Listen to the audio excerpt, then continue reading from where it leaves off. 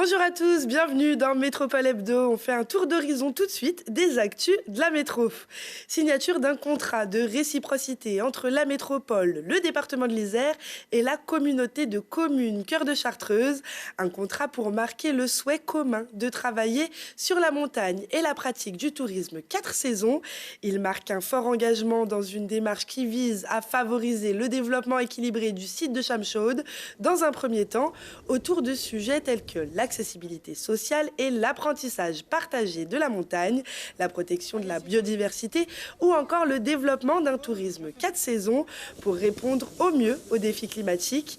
Il sera ensuite question par exemple de la conversion en bio des agriculteurs du télésiège vieillissant du Charmançon ou encore du développement d'actions de sensibilisation à la nature. Les jeunes étaient chauds à la patinoire Pôle Sud qui s'est transformée en piste de danse pour le Winter Break Festival organisé par la métropole. L'occasion de sensibiliser les jeunes au risque de l'alcool. Nos journalistes Fanny Abraham et Fiona Vinois étaient sur place pour y faire leur plus beau pas de danse et un reportage. Dans un pays où il est socialement admis et presque encouragé de consommer de l'alcool, difficile de faire comprendre à la nouvelle génération les risques qu'ils encourent. Pourtant, au milieu de ces festivaliers, c'est la mission de ce petit stand. En réponse à un appel à projet lancé par Grenoble-Alpes Métropole, l'association Avenir Santé offre aux étudiants l'occasion de réfléchir et de s'informer.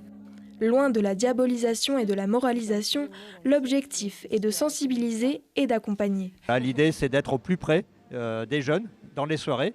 C'est ce que fait Avenir Santé. Nous les accompagnons depuis 3 ans, nous finançons son action. On a choisi de travailler avec 3 associations, donc Avenir Santé, Keep Smiling et Serein Sereine, parce que nous pensons que ce sont ces associations qui sont des associations portées par des jeunes et pour des jeunes qui sont les plus à même de dialoguer avec ces jeunes.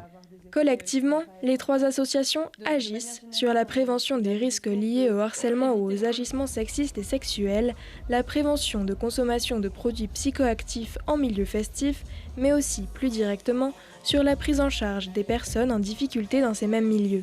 On va essayer de parler au maximum de personnes pour qu'ils puissent se sensibiliser à des thématiques comme la drogue, l'addiction de manière générale, la vie affective et sexuelle, et qu'ils puissent un petit peu réduire les risques liés à ces consommations et ces pratiques. Et le fait d'intervenir de manière gratuite pour les structures qui organisent des festivals, ça permet que la prévention soit tout simplement accessible au public. Sur l'année 2023, uniquement dans Rhône-Alpes, on a touché à peu près 20 000 personnes. Ça fait quand même du monde qu'on a touché, c'est chouette.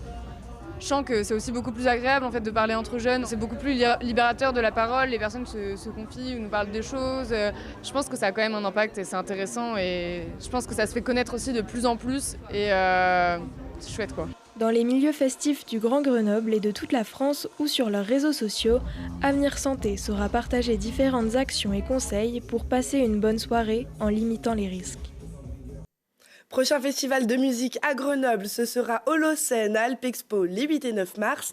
Télé Grenoble vous propose de tenter votre chance pour gagner des places sur le Facebook et Instagram de Télé Grenoble.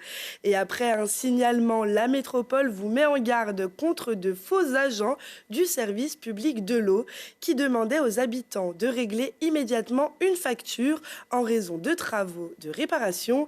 La métro rappelle que tous les agents officiels disposent d'une carte professionnelle, d'une tenue et de véhicules dotés de logos des services Grenoble-Alpes. Ils ne peuvent pas vous demander le règlement des factures. Et justement, au sujet de l'eau, toujours, la métro lance une étude pour le réaménagement des abords du lac du Lavenchon, du torrent Lavenchon qui traverse Vars, Saint-Paul-de-Vars et Claye. 3 ateliers participatifs sont prévus en mars à la mairie de Vars. Métropole Hebdo, c'est terminé. Je vous souhaite à tous une excellente semaine.